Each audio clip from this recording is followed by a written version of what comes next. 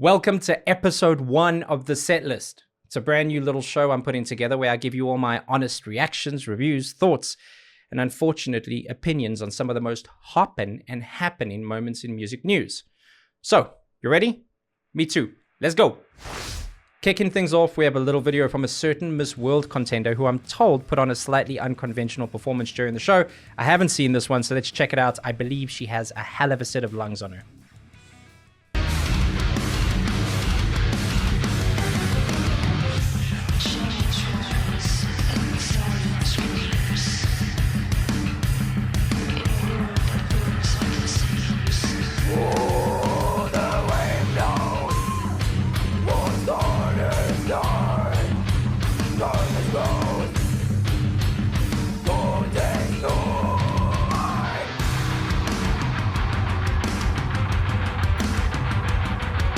Dude has some of the most beautiful hair I've ever seen.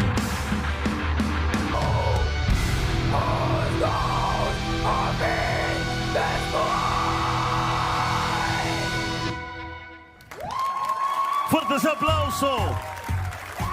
Más fuertes aplauso. Just a guy there at the end. I'm going to go back here and pause it on that lovely technique. Listen, the funniest thing about this is the people in the background having no idea what's going on and no idea what to do. Just sitting there going, why isn't she juggling or asking for world peace? I will say this, first of all, pretty difficult to get up and do when you're not supported by a full band with that confidence. You can hear some of the timing right in the beginning, it's just a little off because of the monitors. It's not prepped for that kind of environment, but it's really cool, really fun to see. I did think though that the response to this, I kind of knew what the video was about, hadn't seen it yet though.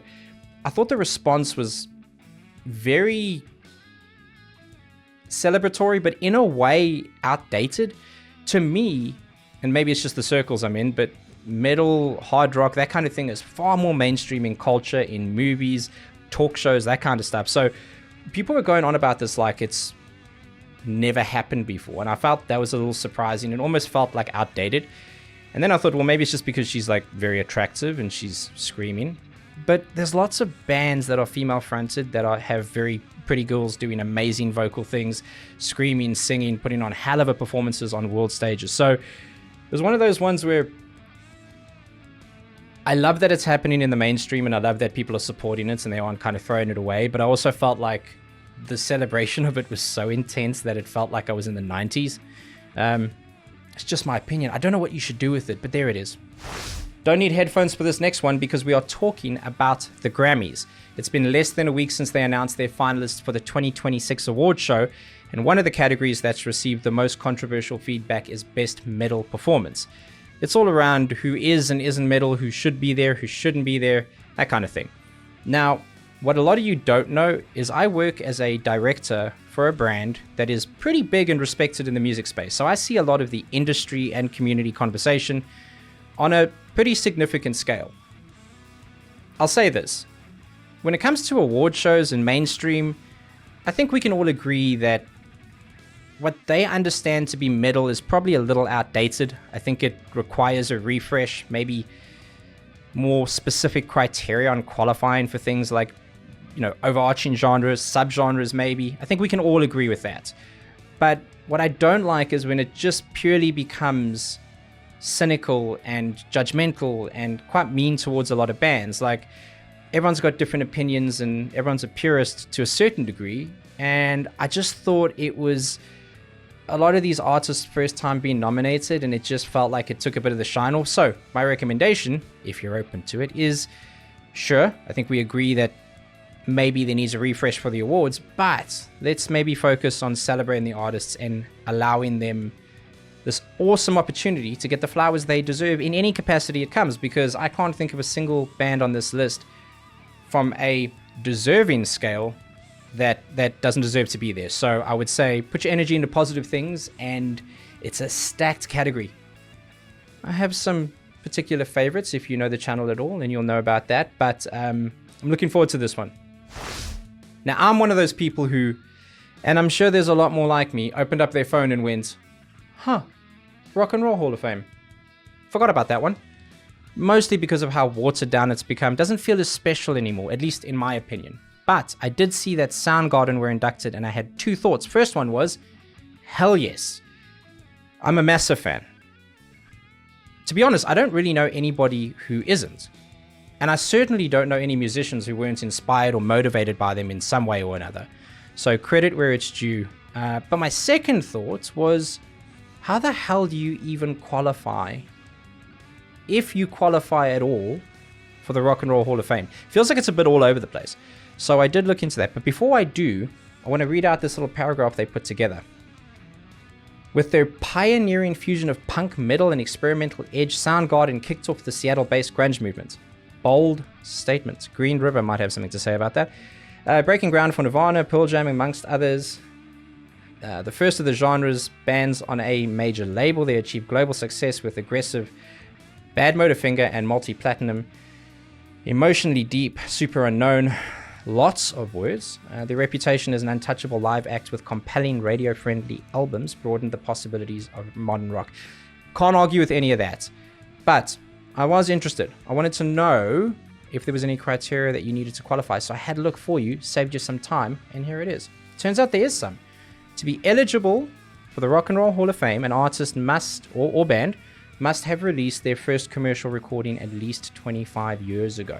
That's a big one. It makes sense, because you can be an incredibly successful and popular band, but if you've only been around for like 5 years, you can't be taken seriously as a quote-unquote legend, so that makes sense.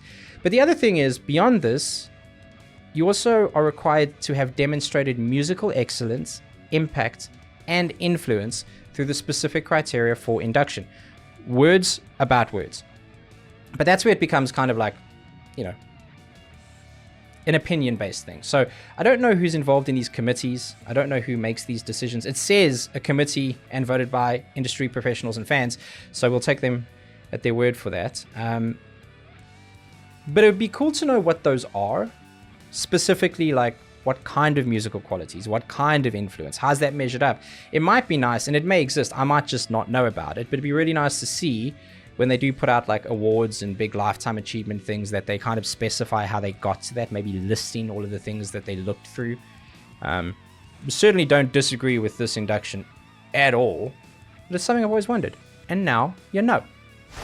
Lastly, we have an article, or in the industry as we call it, an editorial piece by Live Nation, and really it's about live shows and concerts, but there's a particular stat that says that people are over two times more likely to choose a concert for their favorite artist over sex.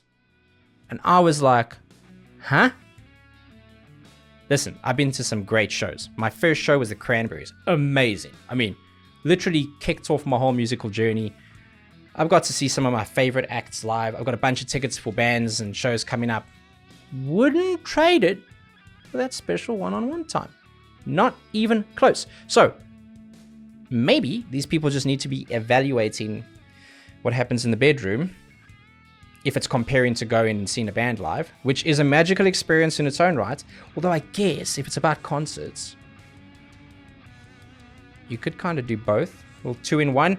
Not condoning it, not suggesting it. Festivals and people alike, please still let me in. But it's very interesting. It says 70% would pick a concert and 30% would pick sex. Is that a sign of the times? Is music that good?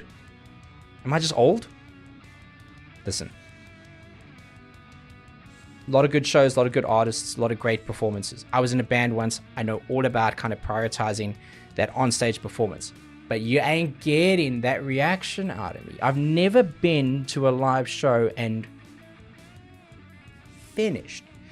So I found that to be pretty weird. It's a pretty cool article. I'm going to put a link to it in the description below. There's lots of cool stats and data.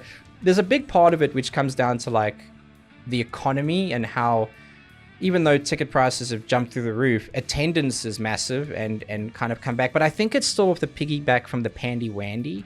People realized at that time we'd been taking things for granted, and now that you couldn't go to shows or music, comedy, movies, theater, whatever it was, like we probably just realized how much we underappreciated it. And the artists that weren't able to tour for so long finally got a chance to, so they've been like stacking up tours, and it's all for the betterment of us. So, just saying, You don't have to pick one or the other. You can still have sex and then go to a show. That might be the ultimate combo. But there you go. Well, there you have it. Episode 1 of the set list in the books. If you did like it, please show some support. Hit like and subscribe. It means the world. Really gives me some good feedback. And if you think there's anything I should be including, any tweaks or suggestions, the comments are below. I'll see you there. Peace.